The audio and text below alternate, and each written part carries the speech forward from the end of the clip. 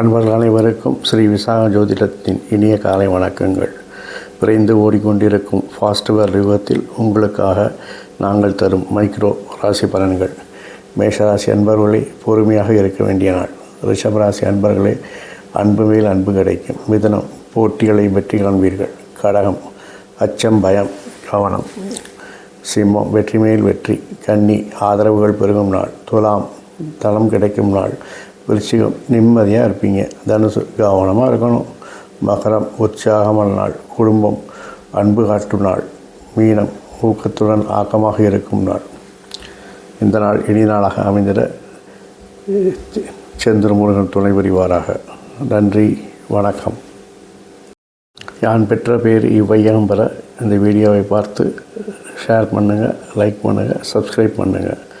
நன்றி, வணக்கம்.